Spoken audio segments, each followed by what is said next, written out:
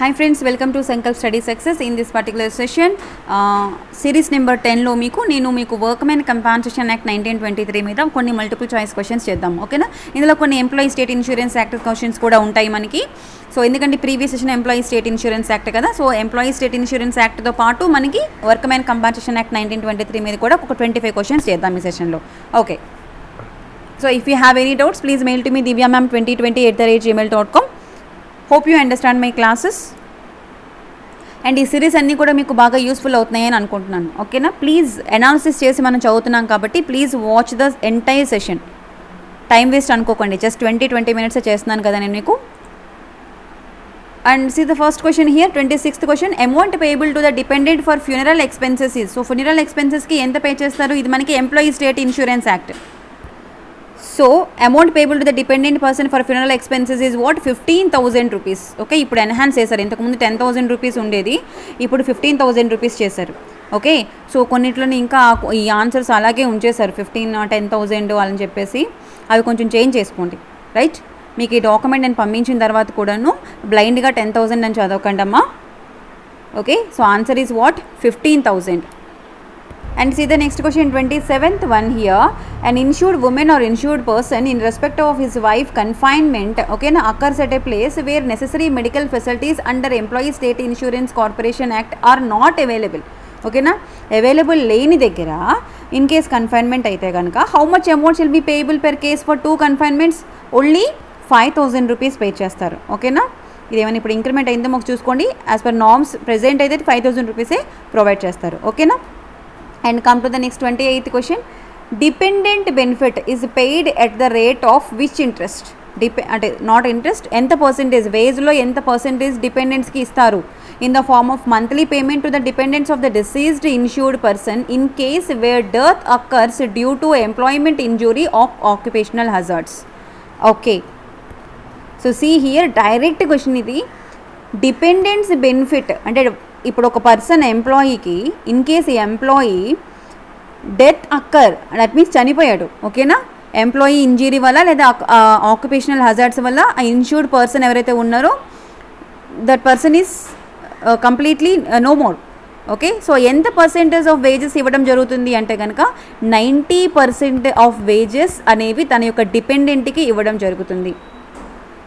Okay, monthly payment to the dependent of deceased insured person. Deceased insured పర్సన్కి ఎంత ఇవ్వడం జరుగుతుంది? 90% ఇవ్వడం జరుగుతుంది. Right, now come to the next one.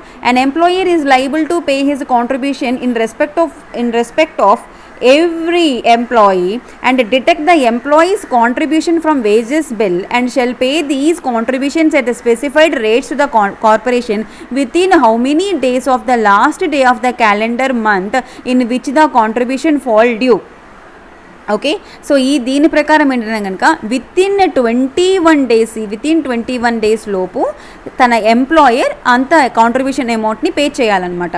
Okay, so ఇక్కడ ఏంటంటే 29th question. Employer is liable to pay his contribution, right, in respect of every employee. ప్రతి ఒక్క ఎంప్లాయీ పట్ల ఎంప్లాయర్ తన యొక్క కాంట్రిబ్యూషన్ని పే చేస్తారు. And deduct the employees contribution from the wages, right. So in case ఏవైనా డిడక్షన్ చేశారనుకోండి employees కాంట్రిబ్యూషన్స్లో వేజెస్లోంచి, and the shall be pay these contributions at the specified rate to the corporation. So కార్పొరేషన్కి వాటిని పే చేయాలి. ఎప్పట్లోగా pay చేయాలి? Within 20 daysలో పే చేయాలి of the last day of the calendar month in which the contribution fall due. ఓకేనా? For example last day of the calendar month, so contribution చెల్లించాల్సిన month ఏదైతే ఉందో, ఓకే, దానికి ఆ మంత్కి లాస్ట్ డే బిఫోర్ 21 daysలోకి పే చేయాలన్నమాట. వితిన్ 20 daysలో పే చేయాలి. Okay, now come to the 30th question. Labour registrations provides comprehensive benefit to the industrial workers in India. You see here, labour legislations provides comprehensive benefits to industrial workers in India. ఇందులో ఉంది మనకి comprehensive benefits employee provident ఫండ్లో ఉన్నాయా, employee compensation యాక్ట్లో ఉన్నాయా, employee state insurance act or maternity benefit act. Employee state insurance యాక్ట్లో మనకి compensation ఉంటుంది, మ్యాటర్నిటీ బెనిఫిట్ ఉంటుంది. So what is the answer here? Option C is the correct answer, because as per employee state insurance act both the comprehensive benefits to industrial workers are there. Okay, now come to the 31 question. Under Workmen Compensation Act 1923, దీని ప్రకారము individual manager subordinate to an employer cannot act as a managing agent. Okay, managing agent includes an individual manager ఉంటారు and subordinate to an employer. Only employer can act as a managing agent. The appropriate government shall appoint the managing agent. So Workmen Compensation Act 1923 ప్రకారము which one is correct here under these? So among these 4 options అంటే appropriate government shall appoint the managing agent మా. ఓకేనా, individual manager ఇక్కడ subordinate ఏం కాదు to the ఎంప్లాయర్కి. Okay, and also managing ఏజెంట్లో మనకి ఇండివిజువల్ మేనేజర్స్ అంటే ఎంప్లాయర్ యొక్క సబార్డినేట్ ఇంక్లూడ్ అయ్యి ఏమి ఉండరు. ఇక్కడ మేనేజింగ్ ఏజెంట్ని ఎవరు అపాయింట్ చేస్తారు? Appropriate government, not central government, not state government. ఇక్కడ అప్రోప్రియేట్ గవర్నమెంట్ అంటే ఇన్ కేస్ అది సెంట్రల్ రిలేటెడ్ ఎస్టాబ్లిష్మెంట్ అయితే central government, in case state related establishment అయితే స్టేట్ గవర్నమెంట్ వస్తుందన్నమాట. కాబట్టి దాన్ని అప్రోప్రియేట్ గవర్నమెంట్ అని అన్నారు. సో ఇక్కడ మనకి మేనేజింగ్ ఏజెంట్ని ఎవరు నియమిస్తారు? అప్రోప్రియేట్ గవర్నమెంట్ నియమిస్తుంది అనమాట. Okay, now come to the next 32 question, assertion and reason. So see the first assertion manaki, and provisions of the Employee Compensation Act and Maternity Benefit Act do not apply to all industries. Okay, so ఇక్కడ employee compensation act, maternity benefit act అన్ని ఇండస్ట్రీస్కి apply అవ్వవు అంటున్నారు. ఎందుకు అవ్వవు? Reason చూడండి. Employees compensation act is a comprehensive social security legislation. Okay, employee compensation act అనేది it is a social security legislation. Good. So as per because of social security legislation కాబట్టి అన్ని ఇండస్ట్రీస్కి ఇది అప్లికేబుల్ అయ్యే ఛాన్స్ లేదు. ఎందుకు? In case ఏదైనా ఒకదానికి employee state insurance act కూడా వర్తించింది అనుకోండి, అప్పుడు ఎంప్లాయీ కంపెన్సేషన్ యాక్ట్ వర్తించదు కదా. So employee compensation act, maternity benefit act is not applicable, not apply to all industries is the correct assertion. సో ఇక్కడ బోత్ అసర్షన్ అండ్ రీజన్ రెండూ కరెక్టే. Okay, and R validates the A. Okay, so option C is the correct answer. Now come to the 33rd question. Who shall be held responsible for paying the compensation as per law when working at the construction of multi-stored building of a company? A worker employed by a contractor supplied by a Siddhar faced an accident and become temporarily disabled. So ఇక్కడ ఏంటంటే కనుక ఒక person ఏంటంటే construction వర్క్లో పనిచేస్తున్నారు. Okay, that is a multi stored building, ఒక కంపెనీలో పనిచేస్తున్నారు. This particular worker employed by contractor. Okay, ఈ పర్టికులర్ ఎంప్లాయర్ ఎవరైతే ఉన్నారో ఇతన్ని ఎవరు రిక్రూట్ చేసుకున్నారో? కాంట్రాక్టర్ రిక్రూట్ చేసుకున్నారు. నాట్ డైరెక్ట్లీ కంపెనీ రిక్రూట్ చేసుకోలేదమ్మా, మధ్యలో కాంట్రాక్టర్ రిక్రూట్ చేసుకున్నారు. ఓకే, సో ఒక యాక్సిడెంట్ జరిగింది. సో దట్ అంటే బిల్డింగ్లో ఏదో జరుగుతున్నప్పుడు సమ్ యాక్సిడెంట్ జరిగింది. అప్పుడు ఈ particular person became a temporary disabled. Okay, అప్పుడు ఈ పర్టికులర్ పర్సన్కి ఎవరు రెస్పాన్సిబుల్? కంపెన్సేషన్ ఎవరు ప్రొవైడ్ చేస్తారు? అర్థమైందా క్వశ్చన్? ఇది 33rd క్వశ్చన్. ఒక పర్టికులర్ పర్సన్ ఉన్నారు, ఆ పర్సన్ వచ్చేసి మల్టీ స్టోర్డ్ బిల్డింగ్లో పనిచేస్తున్నారు, కన్స్ట్రక్షన్ బిల్డింగ్లోని. సో తినిని కన్స్ట్రక్టర్ రిక్రూట్ చేసుకున్నాడు. ఓకేనా, నాట్ బిల్డింగ్ ఓనర్స్ వాళ్ళు రిక్రూట్ చేసుకోలేదు, కాంట్రాక్టర్ మనకి ఇక్కడ రిక్రూట్ చేసుకున్నాడు. సో వర్క్ జరుగుతుండగా ఈ పర్టికులర్ పర్సన్కి ఏంటంటే యాక్సిడెంట్ జరిగింది. సో టెంపరీగా డిజేబుల్ అయింది, టెంపరీ డిజేబుల్మెంట్ జరిగింది. సో ఈ టైంలో ఈ పర్టికులర్ పర్సన్కి కంపెన్సేషన్ ఎవరు ప్రొవైడ్ చేస్తారు? The Sardar who supplied the worker. Okay, Sardar అంటే ఇప్పుడు కాంట్రాక్టర్కి ఒక సర్దార్ ఈ ఎంప్లాయీస్ని ప్రొవైడ్ చేశారనమాట. బట్ రిక్రూట్ చేసుకుంటే కాంట్రాక్టరే. ఈ సర్దార్ ప్రొవైడ్ చేస్తారా, లేదా ఆ కంపెనీ బిల్డర్ ఓనర్స్ ప్రొవైడ్ చేస్తారా, లేదా కాంట్రాక్టర్ ప్రొవైడ్ చేస్తారా? ఎవరు కంపెన్సేషన్ని ప్రొవైడ్ చేస్తారు? Right, what is the correct answer? The contractor who employed the worker. Contractor will pay the compensation to the disabled person, not sardar who supplied the worker. Supply చేసినంత వరకే, తర్వాత worker యొక్క పూర్తి బాధ్యత కాంట్రాక్టర్దేనమ్మా. ఓకేనా, that is 33rd question. Next ఈ the 34th question. No contribution is required for getting the benefit under which of the following legislation? So ఈ ఫాలోయింగ్ ఏ లెజిస్లేషన్లో కాంట్రిబ్యూషన్ అవసరం లేదు? మ్యాటర్నిటీ బెనిఫిట్ యాక్ట్లోనా, ఎంప్లాయీ కంపెన్సేషన్ యాక్ట్లోనా? Both A and B and none of the above. Employee state insurance యాక్ట్లో contribution ఉండాలి. Right, 0.75% and 25%. Right, employees and employees contribution is there. Employment provident ఫండ్లో కూడా కాంట్రిబ్యూషన్ ఇస్ దేర్. సో ఈ దిగువ ఇచ్చిన ఏ యాక్ట్స్లోని contribution అవసరం లేదు. మ్యాటర్నిటీ బెనిఫిట్ యాక్ట్కి కాంట్రిబ్యూషన్ ఉంటుందా, అలాగే ఎంప్లాయీస్ కంపెన్సేషన్ యాక్ట్కి కాంట్రిబ్యూషన్ ఉంటుందా? No. So both A and B are the correct answer. So option C is the correct one for this 34th question. Right, no contribution is required for maternity benefit act and as well as employee compensation act. Now come to the next 35 question. The workman or his assign can make an application to appropriate government for recovery within the period given below if the money is due from the employer under the settlement or award. So ఏదో ఒక settlement dispute వచ్చింది, ఒక settlement అనేది జరిగింది, ఒక award అనేది ఇవ్వడం జరిగింది. రైట్, అంటే ఎంతో కొంత డిస్ప్యూట్ వచ్చిన తర్వాత సెటిల్మెంట్ అమౌంట్ అనేది ఏదో కొంత ఉంది. రైట్, సో ఎంప్లాయర్ ఇక్కడ తన యొక్క వర్క్మెన్కి పే చేయాలి, బట్ ఇక్కడ పే చేయలేదు. Money is due from the employer under some settlement. Now ఈ వర్క్మెన్ ఎవరైతే ఉన్నారో and his assignee can make an application to the appropriate government for the recovery within the period given below. ఇందులో ఏ పీరియడ్లో, ఏంటంటే within 1 year లోనా, within 2 years లోనా, within 3 years or within 1 year and also after the set period of the appropriate government that is satisfied that applicant has sufficient cause for not making the application within 1 year. Okay, ఇందులో ఏ కేసులో వాళ్ళు అప్లికేషన్ని పెట్టుకోవచ్చు appropriate గవర్నమెంట్కి in case employer దగ్గర నుంచి తనకి settlement amount రాకపోతే?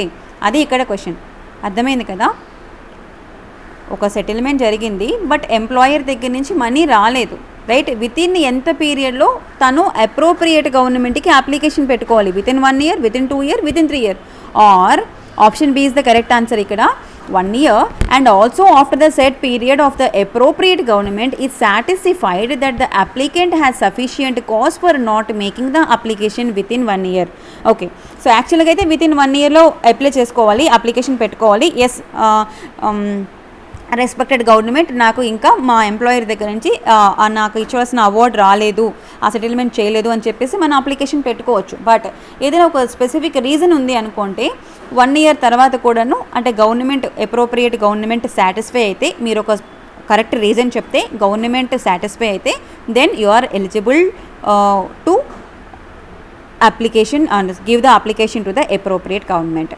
ఓకేమా, now come to the 36th question. You see here, name of dash legislations has been recently changed. So దేని యొక్క నేమ్ని చేంజ్ చేశారు? మ్యాటర్నిటీ బెనిఫిట్ యాక్ట్ అలాగే ఉంది, ఎంప్లాయీ స్టేట్ ఇన్సూరెన్స్ యాక్ట్ అలాగే ఉంది, పేమెంట్ ఆఫ్ గ్రాట్యుయేట్ యాక్ట్ అలాగే ఉంది. సో దేని యొక్క నేమ్ని చేంజ్ చేశారు అంటే వర్క్మెన్ కంపెన్సేషన్ యాక్ట్ని చేంజ్ చేశారు. ఓకే, ఇది నేను మీకు యాక్ట్ చెప్పినప్పుడు కూడా చెప్పాను. ఓకేనా, workmen compensation act now it is employee compensation act. ఇంతకుముందు వర్క్మెన్ కంపెన్సేషన్ యాక్ట్ అనేవాళ్ళు, ఇప్పుడు ఎంప్లాయీ బోత్, అంటే మెన్ ఉమెన్ ఇద్దరు వర్క్ చేస్తున్నారు కాబట్టి ఆ నేమ్ని ఎంప్లాయీ కంపెన్సేషన్ యాక్ట్గా చేంజ్ చేస్తారనమాట. ఎంప్లాయీ కంపెన్సేషన్ యాక్ట్గా చేంజ్ చేయడం జరిగింది. ఓకేనా, so workmen compensation 1923 provides for payment of compensation to the workmen and also there dependents. Okay, now come to the 37 question. This simple, ఇలాంటి questions వస్తే ఈజీగా ఆన్సర్ చేయొచ్చు. Right, now come to the 37 question. Statements related to the employees compensation act is not correct. Okay, ఈ దిగువ ఇచ్చిన 4 ఆప్షన్స్లో ఏది correct కాదు అని అడుగుతున్నారు. So this act has a link with workmen's compensation act. Employee compensation act అన్నా workmen's compensation act అన్నా రెండు ఒకటే. రైట్ మా, సో ఇక్కడ statements related to the employee compensation act is not correct. So this act link with the workman compensation, yes there is a link because these two are only common only, same only, kabatti ikkada this one is correct. Now come to the B option. This act is the outcome of the amendment that was made to the workmen's compensation act. Yes, workmen compensation act ne employee compensation act ga marcharu kabatti idi అమెండ్మెంటే కదా. Workmen compensation act amendment చేస్తే మనకు వచ్చింది act, కాబట్టి ఇది కూడా option కరెక్టే. Now come this third option. This act does not have any provision relating to temporary disablement of the workmen. Okay, employee compensation యాక్ట్లో temporary disablement గురించి ఎలాంటి ప్రొవిజన్స్ లేవా? అదేంటి, టెంపరీ డిజేబుల్మెంట్ గురించి, పెర్మనెంట్ డిజేబుల్మెంట్ గురించి, పార్షియల్ డిజేబుల్మెంట్ గురించి, అన్నిటి గురించి కూడా ప్రొవిజన్స్ ఉన్నాయి. right? So this one is not correct. Now this act has a provision relating to permanent partial disablement. Yes, temporary disablement గురించి ఉంది, పార్షియల్ డిజేబుల్మెంట్ గురించి ఉంది, పెర్మనెంట్ పార్షియల్ డిజేబుల్మెంట్ గురించి కూడా మనకి ఎంప్లాయీ కంపెన్సేషన్ యాక్ట్లో ఉన్నాయి. So all these three are correct. Which is not correct? This act does not have any provision related to the temporary disablement is not correct because it is there, the provision is there in the employee compensation act. Now come to the 38th question మా. If there is a willful removal or disregard by the workman of any safety guard or other devices which he knew to have been provided for the purpose of securing safety of workmen. So ఇప్పుడు for example ఒక particular person ఉన్నారు, ఆ particular పర్సన్కి ఒక hazardous job చేసినప్పుడు employer ఎవరైతే ఉన్నారో తను ప్రొవైడ్ చేశాడు, సేఫ్టీ గార్డ్స్ని ప్రొవైడ్ చేశాడు. బట్ ఈ పర్సన్ ఎంప్లాయీ ఎవరైతే ఉన్నారో, దిస్ ఈజ్ ఎంప్లాయీ, వర్కర్ తన ఇష్ట ప్రకారమే దాన్ని యూజ్ చేయలేదన్నమాట, రిమూవ్ చేసేసాడు. ఓకే, తనకి తెలుసు ఎస్ ఇది మనకి సేఫ్టీ మనకి సెక్యూరిటీ గురించే ఇచ్చారు అని తెలిసినా కూడా వాటిని యూజ్ చేయలేదు. అప్పుడు తనకి ఏదైనా జరిగింది అనుకోండి, సో ఆ టైంలో కంపెన్సేషన్ ప్రొవైడ్ చేస్తారా? That employer is liable to pay compensation. తను విల్ఫుల్గా రిమూవ్ చేసేసాడు, తన ఇష్ట ప్రకారమే దాన్ని తీసేశాడు. బట్ ఇక్కడ ఎంప్లాయర్ ఇవ్వడం జరిగింది, సేఫ్టీ ప్రొవిజన్స్ ప్రొవైడ్ చేయడం జరిగింది, సేఫ్ గార్డ్స్ని ఇవ్వడం జరిగింది, అదర్ డివైస్ని ఇవ్వడం జరిగింది, but wilfully removed by the employee. Okay, so this particular time employer is not liable to pay compensation, pay చేయాల్సిన అవసరం లేదు. Okay, this is option correct. Appropriate government is liable to pay compensation. Appropriate గవర్నమెంట్కి మధ్యలో సంబంధం ఏంటి? The trade union is liable to pay compensation. Trade union ఎందుకు pay చేస్తుంది compensation? Employer ఎందుకు పే చేస్తాడు? ఎంప్లాయర్ ఆల్రెడీ సెక్యూరిటీ ప్రొవిజన్స్ని ఇవ్వడం జరిగింది, సేఫ్ గార్డ్స్ని ఇవ్వడం జరిగింది, డివైస్ని ఇవ్వడం జరిగింది. ఆ ఎంప్లాయీ తన ఇష్టానుసారం తను ప్రవర్తిస్తే అక్కడ ఎలాంటి ప్రాబ్లమ్స్ అయినా అరైజ్ అయితే దానికి కంపెన్సేషన్ లయబుల్ కాదనమాట. Okay, now 39 question. In case of fatal accidents, if the commissioner services notice to the employer based on his source. So fatal accidents జరిగినప్పుడు మనకి ఇక్కడ the employer can neglect the notice. Employer ఇక్కడ నోటీస్ని neglect చేయొచ్చా? If the employer thinks liable he shall make the deposit with in the 60 days of the service of notice. If the employer thinks liable he shall make the deposit within 30 days. And if the employer is not liable, he shall in his statement indicate the grounds on which he disclaims liability. So ఇక్కడ చూడండి, again ఇందులో మనకి all statements are correct, all statements are incorrect, only 1 and 4 and only 3 and 4 are correct అని ఇచ్చారు. ఇక్కడ చూడండి 60 days 30 days ఇందులో ఏదో ఒకటే అవుతుంది because these 2 statements are correct, right? అంటే సేమ్ కదా. If the employer thinks liable he shall make the deposit within 60 days. If the employer thinks liable if he shall make the deposit within 30 days. ఇందులో ఏదో ఒకటే correct అవుతుంది, either 60 days or 30 days, right? So యాక్చువల్గా అయితే ఎన్ని days? 30 days. So option 3 is the correct answer. Fatal accidents ఏమైనా జరిగినప్పుడు the commissioner services notice to the employer based on his source. అంటే కమిషనర్కి కొన్న సోర్స్ ద్వారా దానికి వచ్చిన ఇన్ఫర్మేషన్ బట్టి తను నోటీస్ ఇవ్వడం జరుగుతుంది. అప్పుడు employer liable to give the sum deposit amount that is with in 30 daysలో ఇవ్వాలి. Okay, then so here employer is the liable person and employer is not liable when he shall in his statement indicate the grounds on which he disclaims the liability. So in case commissioner service దగ్గర నుంచి notice వస్తే employer ఆ నోటీస్ని నెగ్లెక్ట్గా ఉంచడానికి లేదు. So here the employer can not neglect the notice, right? So you can eliminate this one, only option 3 and 4 are the correct answer. So only option D is the correct one. And come to the 40 question. Under Workmen Compensation Act 1923, which of the following are considered as a dependent of deceased workmen for the purpose of paying the compensation? So workmen or employee compensation act 1923 ప్రకారము మనకి ఇక్కడ dependent of deceased workmen అంటే ఎవరు? a minor brother or unmarried sister or widow sister, a widow daughter-in-law, and see there are two more options. A minor child of predeceased son, a minor child of predeceased daughter where no parent of the child is alive, and a paternal grandparent if no parent of the workman is alive. Okay, I think here All are the correct options.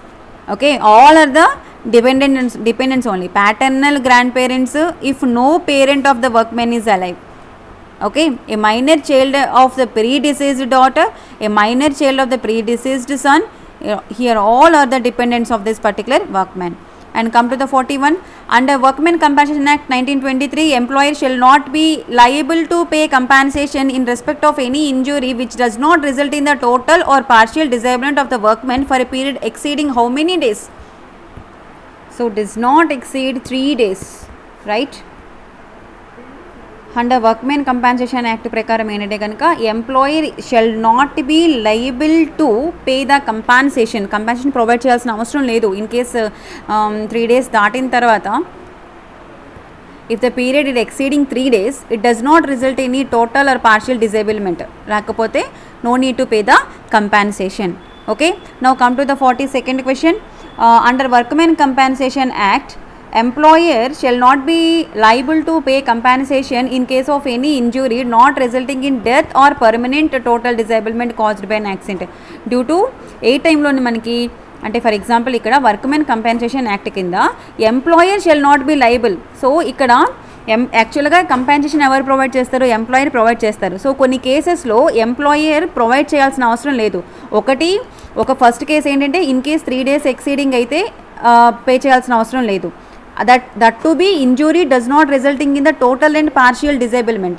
Okay, and next one second case ఏంటంటే కనుక does not liable to pay here compensation in case of injury not resulting in death. Okay, not resulting in death, చనిపోలేదు, or permanent total disablement రాలేదు, that is caused by an accident. ఆ accident ఎలా జరిగితే తను pay చేయాల్సిన అవసరం లేదు అంటే కనుక due to wilful disobedience of the workmen to an order expressly given or the rule expressly framed for purpose of securing the safety of workmen. So safety guards అన్నీ ప్రొవైడ్ చేస్తారు వర్క్మెన్కి. సో ప్రొవైడ్ చేసిన తర్వాత కూడాను workmen తను విల్ఫుల్గా in case disobedience ద్వారా తను అవన్నీ యూజ్ చేయకపోతే దాని ద్వారా యాక్సిడెంట్ అయితే ఎంప్లాయర్ కంపెన్సేషన్ని ప్రొవైడ్ చేయాల్సిన అవసరం లేదు. Okay, and next due to the willful removal of any safety guard and other devices by the workmen provided for the purpose for securing the safety of workmen. So this is same one. Okay, so ee time lo kuda tanu pay cheyalsina avasaram ledu. Employers shall not be liable to compensation. Idi another case under the influence of drinks and drugs. So drugs తీసుకొని తను work చేశారు అనుకోండి, పని చేస్తున్న ప్లేస్లోకి drink చేసి drugs తీసుకొని వచ్చి దాని ద్వారా యాక్సిడెంట్ అయినా సరే ఎంప్లాయర్ పే చేయాల్సిన అవసరం లేదు. So here the answer is what? All of the above. So ఇక్కడ 42nd one all of the above. ఈ అన్ని కేసెస్లోని తను లైబుల్ అంటే he's not liable to pay compensation, pay చేయాల్సిన అవసరం అయితే లేదు. And come to the basic compensation. Next question 43rd one. Basic compensation given to the employees as salaries or wages are called. So here base పేనా, వేజెసా, or variable పేనా, are సాలరీసా? ఏమంటారు ఇక్కడ? Basic compensation that given to the employees salaries or wages are called what? Salaries.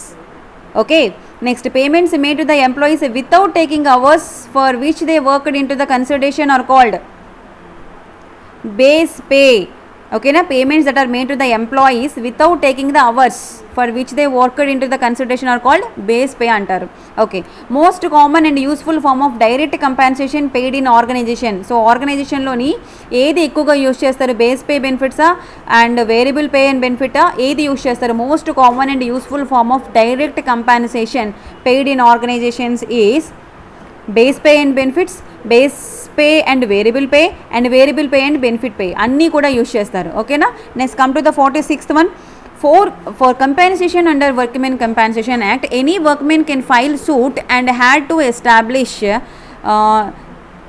so compensation act ప్రకారము, employee compensation act ప్రకారము ఎవరైనా ఒక workmen ఒక ఫైల్ సూట్ చేసుకోవచ్చు. ఓకేనా, they can file the suit and had to establish that injury was the result of an accident within his employment, that the employer was somehow responsible for accident establishment amount of compensation due to his injury. So ఇందులో ఏ కేసులో అయినా సరే తను file suit చేసుకోవచ్చు. He can file suit and any circumstances. ఓకేనా, అంటే తను ఎక్కడైతే వర్క్ చేస్తున్నారో అక్కడ ఎంప్లాయర్ కారణంగానే ఇక్కడ జరిగింది, so he is the responsible person అని తను చెప్పొచ్చు అనమాట. So these 3 cases are correct. Now come to the 47th. Compensation means ఇక్కడ what? Compensation provide with the workmen compensation act. So ఇక్కడ కంపెన్సేషన్ అనేది మనకి ఏ సెక్షన్లో ఉంది అంటే కనుక section 2(1)(c) we have compensation. ఓకేనా, వర్క్మెన్ కంపెన్సేషన్ యాక్ట్ ప్రకారం. Now workmen compensation act is change to employee compensation act.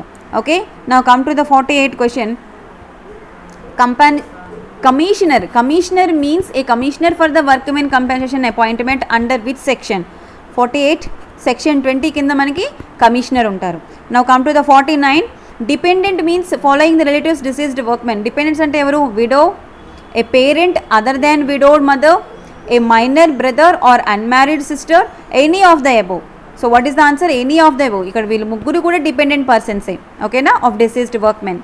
Diseased వర్క్మెన్కి these are all widow and a parent other than widow mother, a minor brother or unmarried sister is a dependent person.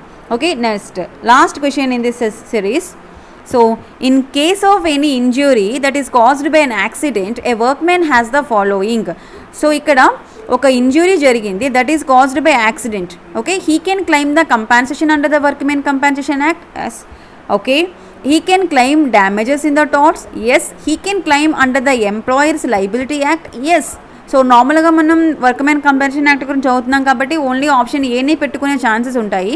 But here 3 options are correct. Any of the above correct. ఓకేనా, తను work చేస్తుండగా తనకి accident అయ్యి injury జరిగింది అంటే then a particular person, a workmen he can claim compensation under Workmen Compensation Act, and also he can claim the damages in torts, and he can also claim the Employers Liability Act.